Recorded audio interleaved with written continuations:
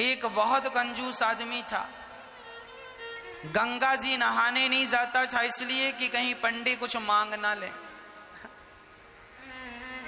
एक बार गांव के सब लोगों ने कहा कि सुनो जी, माघ का महीना चल रहा है, सब लोग नहाने जा रहे हैं, तुम भी प्रयागराज चले जाओ, नहा एक डुबकी तो लगाओ, सारी जिंदगी होगी तुम गंगा नहीं नहाए। तो सबने जिद की, पत्नी ने भी कहा जाओ। तो वो चुपके से गया। पहले तो देखा कहां भीड़ ज्यादा है और कहां भीड़ बिल्कुल नहीं। तो वो गंगा के किनारे चलता चलता चलता, सब जगह भीड़ थी, माघ का महीना था। अब वो चलता चलता शमशान घाट पहुंच गया, यहां भीड़ नहीं है।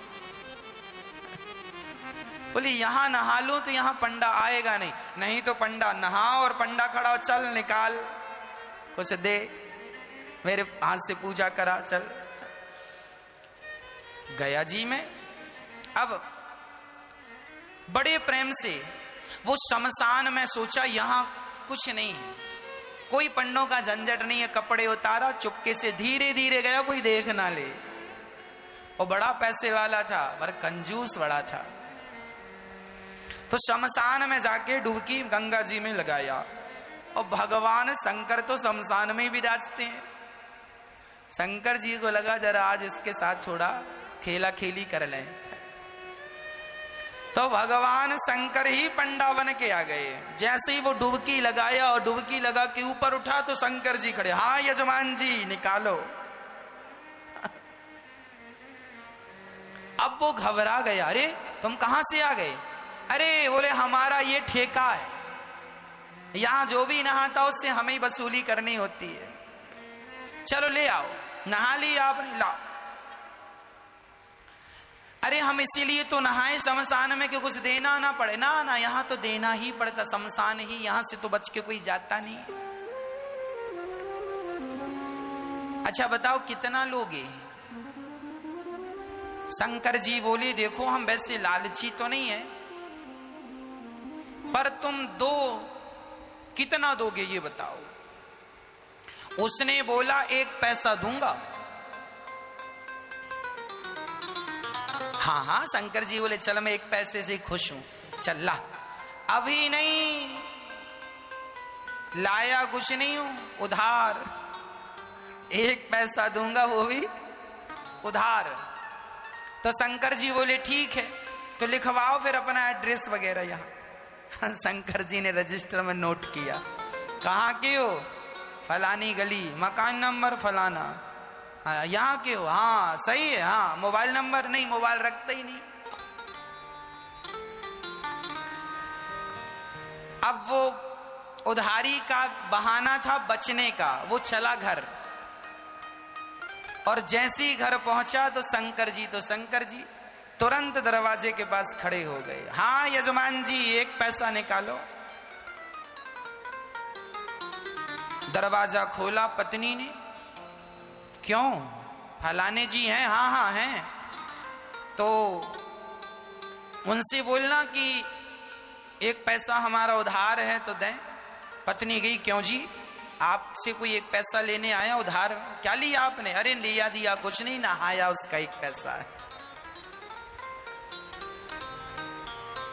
तो यजमान जी ने पत्नी से कहा सुनो कह दो कि घर पे नहीं है, जा। अब पत्नी गई, बोले मैं अभी तो कह के आई हूं कि घर। अरे कह देना मैं भूल गई थी।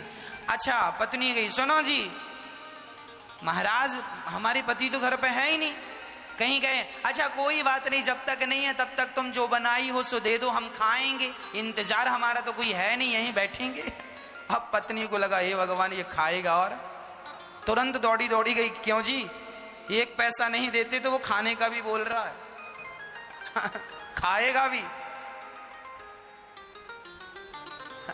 तो यजमान जी बोले अच्छा एक काम करो, बोल दो कि पति की तबीयत खराब है। पत्नी फिर गई, सुनो जी हमारे पति की तबीयत खराब हो गई, अभी जाओ बाद में आना।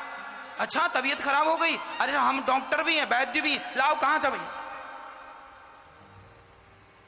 अब पत्नी फिर आई, सुनो जी कह रहा तुम्हारा इलाज करेगा। बोले इलाज पता नहीं क्या करता है, 1 पैसा तो अभी उतारा नहीं, इलाज करेगा तो पता नहीं कितना पैसा लेता है, इससे इलाज नहीं कराएंगे। अच्छा एक काम करो, कह दो कि पति, कह दो तुम कि हम मर गए। पत्नी ने कहा ये घोर पाप है, अभी आप जिंदा हो और हमसे कह रहे हैं मर गए। हम नहीं कहेंगे कि पति मर गए। अरे एक काम कर, मैं पड़ जाता हूं सांस बंद करके। वो सचमुच लेट गया। अब जब लेट गया तो पति ने कहा सुन ऐसे ना जा, जरा रोती रोती जा। ये सुनेगा कि मर गया तो चला जाएगा, एक पैसा तो बचेगा। अब वो मरने का नाटक किया और पत्नी रोती, महाराज महाराज बीमार थे, पता नहीं क्या हुआ, प्राण निकल गए। अच्छा शंकर जी बोले मर गया? हाँ। अच्छा एक काम करो, तुम घर में अकेली हो ना? हाँ। बोले मर गया तो उठाएगा कौन? मैं गांव वालों को बुलाता हूँ। अब भगवान जी ने, शंकर जी ने सारे गांव वाले, सुनो सुनो यजमान जी मर गए, सुनो सुनो यहाँ आओ, ये फलाना मर गया, जरा आओ। अब सारा गांव इकट्ठा हो गया। सब इकट्ठा, वो पड़ा है और पत्नी की तरफ बार बार यूं यूं करे, अभी है कि गया? अरे वही तो लाया गांव वालों को, कहाँ गया? थोड़ा देर मरी पड़े रहना। अब वो पड़ा मरा और गांव वाले अर्थी तैयार कर रहे हैं। हाँ वो रो रही है और भगवान शंकर मुस्कुरा रहे हैं, कितना कंजूस है, मर गया पर एक पैसा नहीं दिया इसने। अब गांव वाले बोलो देर ना करो, उठाओ। उठा के अर्थी पे, उस पे अर्थी पे रखा। अब ले जाने लगी तो पत्नी ने पकड़ लिया, नहीं मरे नहीं मरे नहीं मरे, मत ले जाओ। अब गांव वाले बोले राम राम, बड़े दुख में इतनी पागल हो गई, कहती है नहीं मरे। हाँ हाँ दुख में आदमी ऐसी कहता नहीं मरे। अब वो माताएं महिलाएं पकड़ पकड़ के, बहन सब में सब यही कहते नहीं मरे नहीं मरे। तुम सही कह रही हो पर मर गए, अब क्या करोगे? अब उसको पकड़ लिया। अब वो रोती रोती कहे क्यों जी, आप ही क्यों नहीं कह देते हम नहीं मरे? अब गांव की महिलाएं उसको बिठाए और बढ़िया कह रही हैं सुन, सब ऐसे ही करते हैं, जब जिसके घर ऐसा होता ना, तू सच भाव में डूब रही है, मर गए हैं तो तुझे विश्वास नहीं हो रहा, सबको ऐसे ही लगता, किसी को विश्वास होता ही नहीं। अरे हम मजाक नहीं कर रहे, वो नहीं मरे। क्यों जी आप ही क्यों नहीं कहते कि हम नहीं मरे? पर वो काहे को कहे कि मैं नहीं मरा? उसे लग रहा था कि ये कब जाए और कब मैं उठ के बैठ जाऊं। पर शंकर जी आगे आगे। अब गांव वाले लेके चले। अब ये पत्नी बड़ी परेशान है, भगवान सचमुच ना फूक दें लोग।